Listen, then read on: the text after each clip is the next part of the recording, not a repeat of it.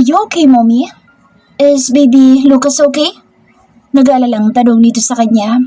Opo, okay lang po sa mommy. Don't worry about baby. He's just sleeping inside mommy's tummy. Ngumiti ito ng malaki at saka taas ang noo nang pumasok na ulit sila sa ballroom. Pumasok na ang mga ilaw at napakaliwanag na roon. Kung ganoon kaliwanag kanina, malamang ay mas kitang-kita niyang akto na ginawa ng asawa niya at ng kanyang dating kaibigan. Ex-husband na nga ba talaga niyang tatawagin si Lucas dahil pumatol na sa kanyang ex-best friend? Cecil, anong pumasok sa utak ng kanyang kaibigan para saluhin ng asawa niyang halos isuka noon at pandirihan? Iisa lang ang nakikita niyang dahilan. Iyon ay sadya. Ayaw noon na magkaayos silang mag-asawa dahil malamang ay matagal na iyon na may gusto kay Lucas na pinagtakpan lang noon sa pamamagitan ng mga pagsasalita sa kanya ng hindi maganda. Nagagalit siya sa dalawa dahil hanggang sa mga sandaling ito ay hindi niya sigurado kung sadya ba o hindi ang aksidente. Baka kahit na iyon ay matagal ng plano ng dalawa para magsama. At ang kakapal noon para magpakita sa launching ng bagong branch ng kumpanya. Walang delikadesa mga iyon ay binandera ang pagkakaroon ng relasyon habang siya ang legal wife. Kung kasuhan kaya niya ang mga iyon, makapagmalaki ba kaya ang dalawa sa harap niya o baka lumuhod at magmakaawa na huwag niyang ipakulong? Freya fake smile at her daughter when she entered her room. Nakatingin din kaagad sa kanyang anak at nagtaka siya na gising pa rin ito. Why are you still awake, sweetie? It's 3 o'clock a.m. Naupo siya sa may gilid ng kama nito. Ang inuukupan nito ngayon na kwarto ay ang dati niyang kwarto noon na buhay pa rin ngayon. Parehas sila ni Felix. Boys theme naman ang sa kakambal niya. Mga kotse ang design habang siya naman ay unicorns. Lavender na may pink ang kulay ng paligid. Mga kulay na paborito ng kanyang anak. Parang kailan lang ay nandoon siya. Natatakot sa imaginary multo pero ngayon ay iba na ang kanyang kinatatakutan. Mga bagay na nangyayari na talaga sa totoong buhay at hindi pantasya lang. I can't sleep, me. I'm worried about you. Worried about me? She asked with a glint of shock as she looked at Diane. Mommy's a big girl already, baby. Di ka dapat nag-worry sa akin dahil matanda na ako. Ikaw ang dapat na inaalala ko. I know you saw somebody during your speech. Who was it, me? Was it Daddy? Usi sana nito sa kanya kaya ngumiti siyang muli. Tumango siya. Talaga? Excited na bulalas at ang laki ng ngisi. As much as possible, she doesn't want to ruin that happiness but she couldn't lie to her daughter about the truth. She has to explain. Daddy has changed. Bigla itong nalungkot at napakurap. Galit siya sa akin at hindi ko alam kung bakit. May mali sa Daddy. Hindi ito umimik kaya nagpatuloy siya. Hindi ko alam kung bad na talaga si Daddy o baka may nagsasabi sa kanya na maging bad. Sabi ni Lolo, dapat ay hiyaan muna natin siya na ganoon para malaman natin kung sinong evil witch na nagtuturn kay Daddy na maging ganoon. You mean, we're the Supergirls? Yes, she nodded. We'll find out who's the villain. So, if Daddy talks to you stupidly, don't cry. Diyos ko, paano ba ang kanyang sasabihin para mas mapadali nitong maunawaan? Nag-isip na mabuti si Freya. He's under a spell, Mommy, and you have to kiss him to wake him up. Anito kaya tumango na lang siya. That's right. Okay, I'll pretend that I don't know. Yun lang po ba, Mommy? Yes, sweetie. You pretend like you hate him too. Parang sa audition lang na pinagdadalhan sa'yo ng Daddy Felix mo. That's quite easy, Mommy. Napangiti siya rito. Salamat, anak. Anya at niyakap si Diane. Para itong isang matanda na tinatapik-tapik ang likod niya kaya napakagaan ang pakiramdam niya sa mga sandaling iyon. Wala man si Lucas, may isa naman siyang Diane. Yun ang wala si Cecil at hindi kailanman maaagaw sa kanya. Tita Cecil might be the witch. Anya para alam na nito ang totoo. Then, she'll be punished. Mabilis na sagot dito sa kanya at hindi man lang naalarma na mismong ninang nitong umagaw sa daddy nito. Duck na rin siya. She'll be turned into a duck by fairy godmother, Mommy. Don't worry, I'll pray to Jesus. Tumango na lamang si Freya at hindi na tinanong kung ano ipagdarasal nito. Kung pababalikin ba ang ama o magdarasal na maging pato si Cecil. Hindi mapakali si Freya habang naghihintay sa kaibigan niyang si Becca sa opisina. Ito ang tinawagan niya para mahingahan ng sama na loob. Maintindihan siya nito, sigurado siya. Isa pa involved sa Cecil kaya dapat na malaman ni Becca. She's sitting on her swivel chair and swinging it. Nag-iisip siya. No isang gabi pa siya hindi matigil sa pag-iisip na hindi niya nabanggit kung kanino pa man na nakita niya ang asawa niya na may iba na namang babae, liban sa kanyang ama. Kaagad na nawala ang tensyon niya nang iluwal ng pintuan ng hinihintay ng kaibigan. Somebody needs a friend. I'm here, younger sister. Bati noon sa kanya. She smiled bitterly. Buti pa ito, masaya. Nakapangasawa ito ng mabuting lalaki, samantalang siya, pinaasa lagi sa wala. Masyado naman siyang judgmental. Hindi pa nga niya alam ang totoo. Excuse sana kung may diferensya si Lucas kaya nasabi mga ganoong bagay sa kanya noong isang gabi. Pero mukhang normal naman ang asawa niya. Kaya hindi niya maiwasan ang huwag mag-overthink. Normal nga ba? Ewan niya. Hinagkan siya ni Becca sa pisngi. I already saw Lucas. He's alive. He's changed. Bungad niya kaagad sa kaibigan na natigil. Umikot ito sa harap na mesa niya at naupo sa isa sa mga silyang magkakaharap doon. Inilapag nito ang bag sa mesa at umupo na maayos para makinig sa kanya sa mga sasabihin niya. Paano may iba? Uguluhan ako. Nahanap na ng mga tauhan ni Tito Fred after the accident? Kunot noong tanong ng kaibigan niya sa kanya. Naisandan niya ang ulo sa headrest. She's near, about to cry again pero pinipigil niya. Kaya parang lobo na nasobrahan sa bomba ang dibdib niya na sasabog na anumang oras. No, he attended the party the other night. He attended to slap it to my face that he already found a new love. Sa loob ng ilang buwan na nawala siya, pinagpalit na niya kami. Dismayadong napailing siya. Halos parang kahit puso niya ay literal na sumakit sa sinabi niyang iyon. Tuloy ang nabasag ang tinig niya. Naitukod niya ang siko sa armrest at sinapo ang ulo. If I knew this thing would happen, I'd rather not given him the chance to drive that day. Sana hindi siya nagmaneho para ihatid si Daddy. Sana hindi nangyari ito. Sana hindi sila umalis. Sana hindi kami nagkahiwa-hiwalay kasi kawawang mga anak ko. Yung isa kong baby nasa tiyan ko pa lang. Wala nang Daddy. She sobs. Kagad na lumapit si Becca sa kanya at diyakap ang ulo niya. Huwag mong isipin iyan. Dahil kwento mo nga ay dumating ang daddy niya. Okay sila. Hindi naman siguro ito tolerate ni Mr. Fuentes ang anak niya na gagawa ng kalokohan at iiwanan sa Dayan. Masyado ka lang naguguluhan. Baka naman may amnesia siya dahil na-aksidente. Alo nito sa kanya. Umiling siya ng marahas. Walang amnesia. Kilala niya ako. He even called me wife. He knows me, but you know what he said? He didn't miss me. For Jesus' sake. He loved those words straight to my face. Tapos nakikipag-alikan siya sa iba. Sa babae niya. Umiling siya. Makita lang niya ang mukha ng babae na yun ay talagang iuumpong niya sa pader. Sinong babae niya? Napatda siya nang tingnan siya ni Becca. Si Cez. Lumiya. Gimbal na anito at halos maitulak ang ulo niya. Tagbaratsa itong papalayo. Nakakuyom ang mga kamao sa tagiliran. Haliparot! Ahas! Malandi! Higan! Walang hiya! Demonya! Sinasabi ko na nga ba? At ang kanigahan ng walang hiyang iyon ay sakdulan hanggang langit. Yung pala may plano palang mang-agaw. Plano niya palang agawin ang asawa mo?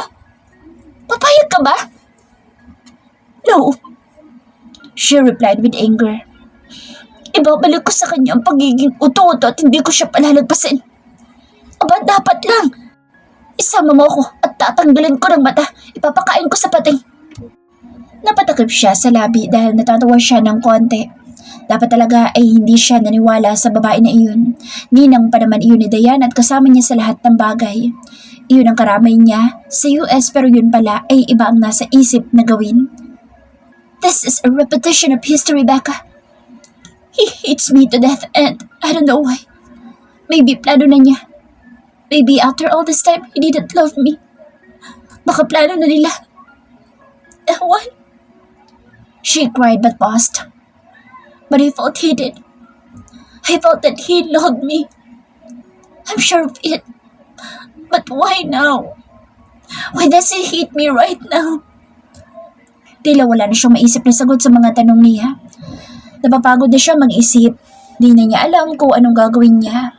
She wanted to fight for her right pero alangan naman na pababain niya ang dignidad niya bilang babae. Kahit gaano niya kamahal si Lucas, kung ayaw na sa kanya ay hindi niya ipagsasaksakan ng sarili niya. Hindi niya ugali iyon. It would be better for her to live alone until the day that she dies rather than kneel down in front of a man and ask him to love her. Hindi niya iyon gagawin kailanman.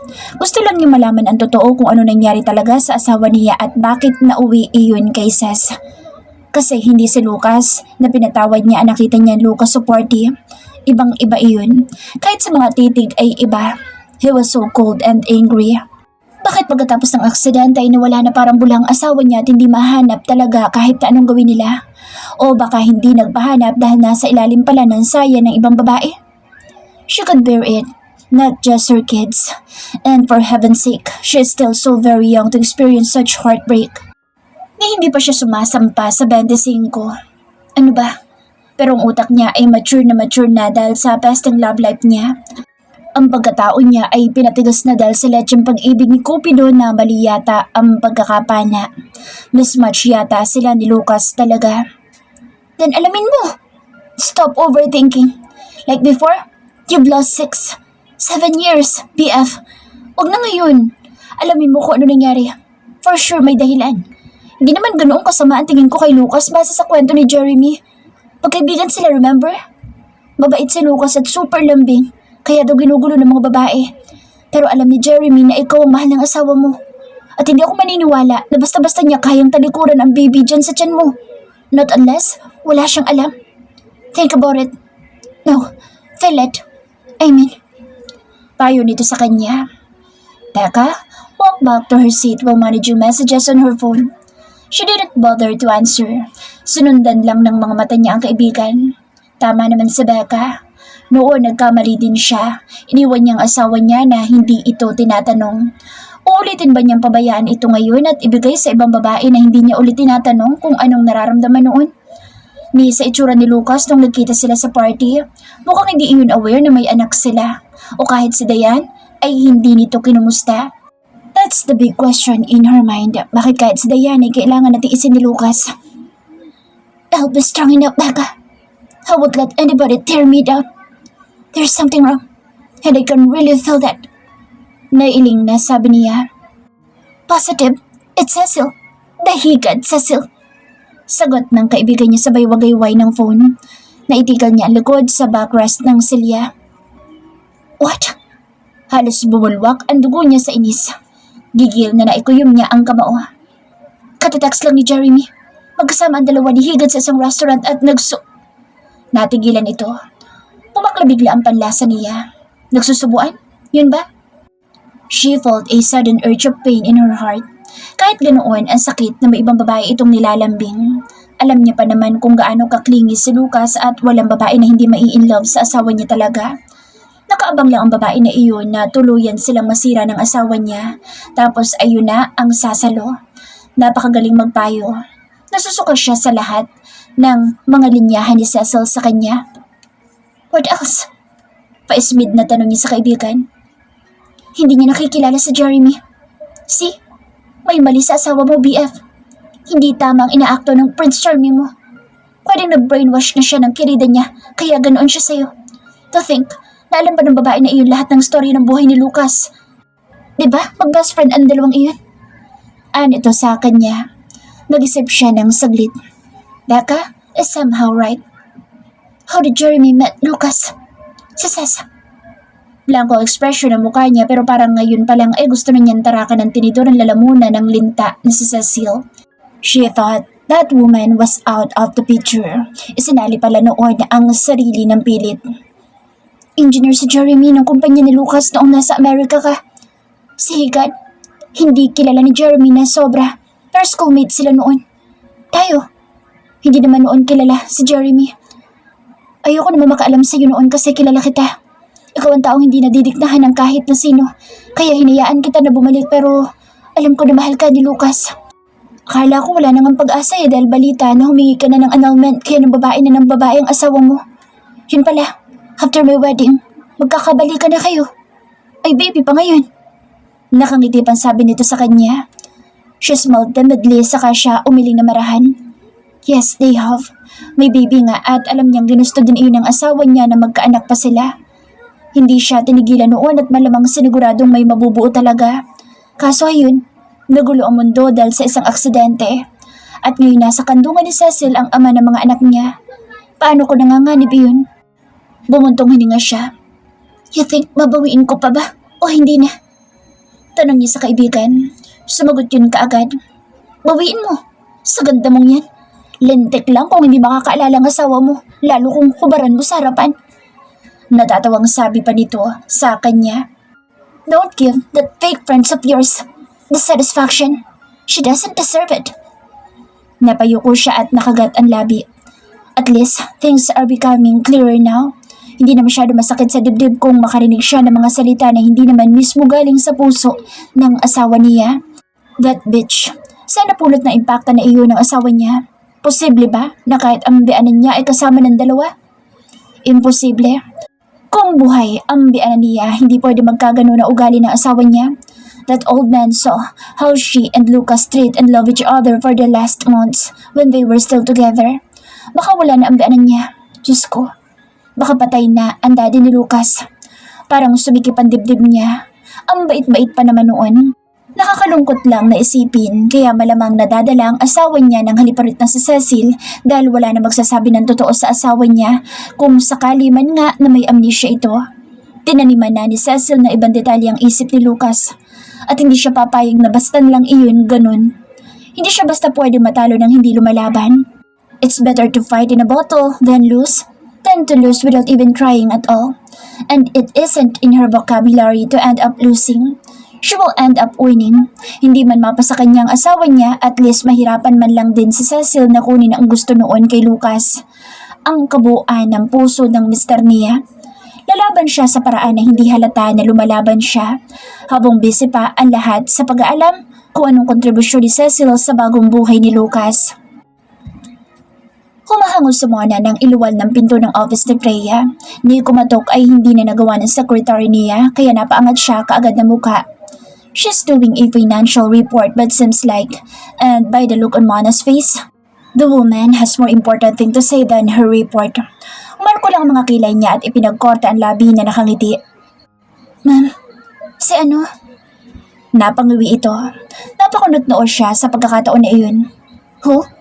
Tanong niya pero biglang umatake ang tiyan niya kaya bigla siyang napatayo. Mabilis siya na pumasok sa banyo at nagsusuka doon. Napaka-wrong timing naman ng anak niya. Ito daw ang mas importante kesa sa ano paman na bagay na ginagawa niya o sasabihin ni Mona. Ito na naman, halos lumabas na yata ang mga bitukan niya sa pagduwal. Napahawak siya sa gilid ng lavatory para kumuha ng lakas doon. The last time ay 2 beses siyang hinimatay dito sa opisina pero ayaw naman niyang hindi pumasok. Umiiyak lang kasi siya kapag wala siyang ginagawa. Worse is baka ikabalo niya. Kawawa naman ang mga anak niya kapag nagkaganoon. The aunt is the only one who's giving her enough strength to live life normally after what happened. That's why she shouldn't fail her daughter. When she finally ended throwing up, she grabbed tissue papers. Nangihina siyang pumihit at napahawak pa siya sa pader. But to her surprise, nakapamulsa sa pintuan ng banyo ang isang lalaki. Lucas, her mind uttered. She rake his entire being. Wala ito sa formal na attire dahil nakamaong na pantalon nito at polo shirt pero bakit naman parang lalong ang gwapo nito? Wala ito ni anumang pilat na bababaka sa muka o braso na tanda ng pagkakabangga ng kotse nito. Gusto niya magtaka kung may aksidente nga ba talagang nangyari o wala. Finally, her eyes met his. Wala siyang makita sa mga mata nito kung hindi galit. Parang minaso na naman ang puso niya pero hindi siya nagpahalata. Anything I can do for you, my ex-husband? Buong katarayan niyang tanong dito saka siya dahan-dahang naglakad. Gusto niyang masubukan ngayon kung totoo ba na may amnesia ito o wala nga. She's rejoicing for his unexpected visit. Nalagpasan niya ito at bumangga pa ang isang braso niya sa katawan nito dahil hindi ito umiwas. For fuck's sake, gusto niya itong yakapin at halikan. She misses him so bad pero mas pinili niyang mariin na ipikit ang mga mata to stop her urge of doing so. She's dying inside to touch him. She loves him just so much pero hindi siya martir para magmakaawa at pakiusapan ito na balikan siya. She's doing her thing. She's waiting patiently, waiting for the result of the investigation at malapit na niya iyong mahawakan. If he shows coldness, she'll show the same. Pero lahat ng hihingi nito ay hindi niya ibibigay lalo pa kung wala itong memorya talaga at puno lang ng puro pinagtagpi-tagping kwento ang utak ni Lucas.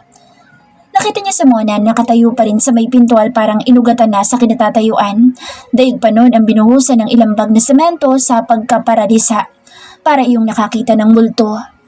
Alam niya ang importante noon na sasabihin dapat na nandyan si Lucas at nagmumulto sa kanila. She got an idea how to test her husband now. Napakatanga ni Cecil na payagan na pumunta sa kumpanyang asawa niyang parang sintu-sintu na. Luyan sa may mesa niya. Do you know her? Tanong niya kay Lucas at sa kanya itinuro si Mona. Pumihit itong paharap sa kanya. Lucas paused for a while but in the end he chose not to answer her question with a yes or no. I didn't come for her. Obviously, she's your secretary. Nito lang.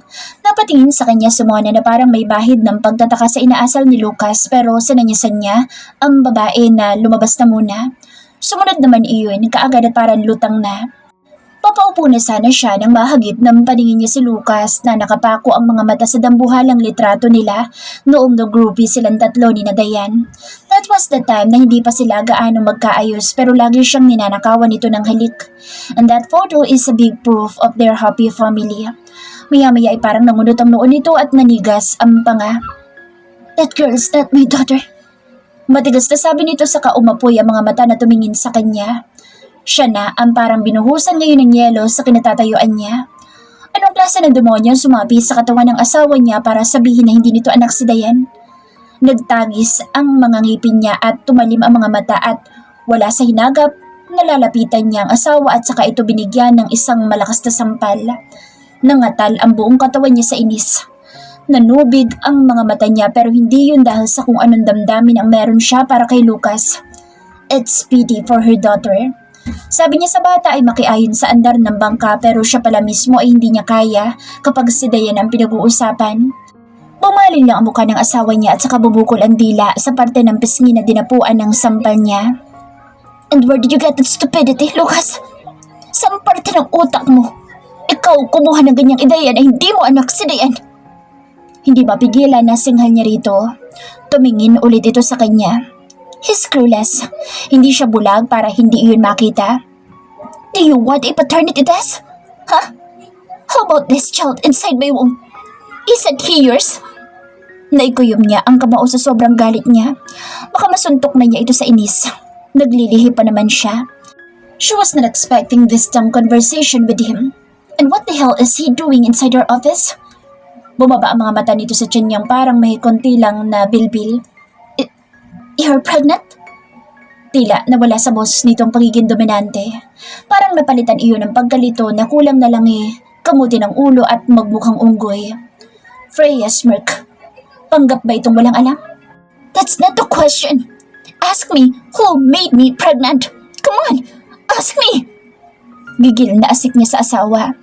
Lucas licked his lips. Damn him for doing that thing. Tanitigan nito ang mga mata niya pero di ito makatanong. Tingin niya dito ay para itong batang walang alam sa mundo. Damn you, Lucas! Mahinamura niya sabay iling pero alam niyang narinig nito. Kinubalyahan niya ito at walang babalang hinila ito papayuko sa kanya. Hinalikan sa labi pero ilang segundo lang iyon. She made sure that it was sensual and isn't easy to forget. Hindi man lang ito nakatugon. Malamang nabigla o pinigil nito ang sarili na patulan siya. Siya pa ang parang naluno doon. That kiss could never hide how badly she missed him. Pabalya niya itong binitawan kapag kuwan. Damn those lips. That tastes like a hypocrite, Cecil. Tila nang uuyam niyang litanya rito. Inalis niya ang sakit ng kaisipan kapag nagtatalik ang mga ito. Ang sakit isipin pero biktima rin ang asawa niya. Biktima ng sakim na pagmamahal. Para siyang masisiraan ng ulo. She relaxed herself. Nalilito siya sa inaakto ni Lucas. Nalukot ang noon nito sa kanya at bumalik ang kayabangan na dala-dala kanina. Cecil? Celine? Her name is Celine. And stop insulting her. I'm here to file an annulment. Matigas na sabi ulit nito. Manhid na yata ito, ni hindi ito tinablan sa halik niya at ngayon, ipinagtatanggol pa ang lechong babae na iyon. At ano, pinupursige ang annulment? Para ano? Pakasalan ang babaeng iyon? Feeling? Para na siyang mauutas sa kinatatayuan niya. Hindi ba at ang Feeling na sinasabi ay ang girlfriend ng kanyang bianan? Diyos ko, kinalantari ba ni Cecil ang kanyang bianan para yumaman pa? Lucas walked towards the table. Naupo ito sa isang upuan sa harap na mesa niya. And I want the share of my company. If you're not going to give it to me, mapipilitan ako magtrabaho dito at ihiwalay ko ang income ng engineering ko sa architectural business mo. He even coldly demanded. Wow, panggap nga marahil ito dahil alam nito ang engineering at architectural interior decorating. Annulment? Though I'm pregnant. Umiling siya. Wala siyang pakialam sa business nito. Hindi niya alam kung matatawa siya o maiirita sa idinademand dito. Ito nga ba ang may demand o ang haliparot na ahas na Cecil? I don't care. Besides, I married you just to get my revenge. Now, end of the story. Let's live separately. Prangkang sabi nito. Ewan niyo kung bakit parang isa itong malaking hangal sa paningin niya. Nasisiraan niya yata ito ng ulo na ulitin ang nakaraan na. Baka hindi lang memory nito ang nawala. Baka utak na mismo at pinaltan ng utak ni Cecil. Lumiko ang nguso niya at ewan niya kung bakit naagaw nun ang atensyon ng asawa niya. Lucas even stared at her lips for a while. Saka napayuko ito at kinagat ang labi. What's that? Parang gusto niya mapangiti. Tinablan ba ito? Now she got an idea. Buti na pumasok ito sa kumpanya. Sasaksakan din niya ito ng sangkaterbang memorya at titingnan niya kung sino sa kanila ni Cecil ang mananalo. Yun ay kung hindi ito nag-a-acting na walang naaalala. Sino kaya? Siya na minahal nito bilang asawa o ang kirida nito na umaaktong asawa?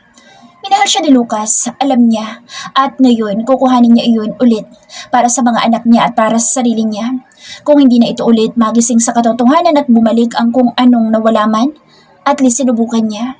Hindi basta na lang niya i-give up kahit kaya naman niya lumaban ng sabayan. Naglakad siya papunta sa may pwesto nito at tumayo siya sa mismong harap nito.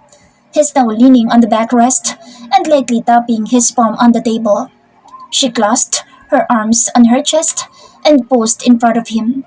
Lumitaw ang maputi niyang hita sa slit ng suot niyang black pencil-cut skirt na abot sa itaas ng kanyang mga tuhod. Hindi nakaligtas sa paningin niya ang mga mata ni Lucas na parang napako doon. She mentally smirked. She still has a big effect on him. She could see that. We're already annulled. Didn't you remember? Kaya nga ex ang tawag ko sa'yo, di ba? Don't you get it? Pagsasinungaling niya, she has got no choice. Bumalik ang mga mata nito sa mukha niya at parang lito na naman ang gumuhit sa gwapong mukha ni Lucas. Nakalimutan mo na ba? Malanding tanong niya rito at inilapit niya ang mukha sa mukha nito. Itinukod pa niya ang mga kamay niya sa hita nito, malapit sa may bulsa ng pantalon at nagawa pa niyang pisilin iyon. He swallowed. Parang nawala ang konsentrasyon nito sa sinabi niya. Nakatitig lang ito sa mga mata niya tapos ay bababa sa labi niya. Hanggang sa batari niya itong talikuran. She sexily walked back towards her swivel chair while Lucas kept eyeing her butt.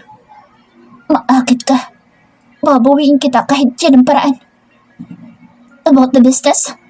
I'll come back to the company. I'll fight for my children's right regarding about this business. I won't give this to you in just a single snap.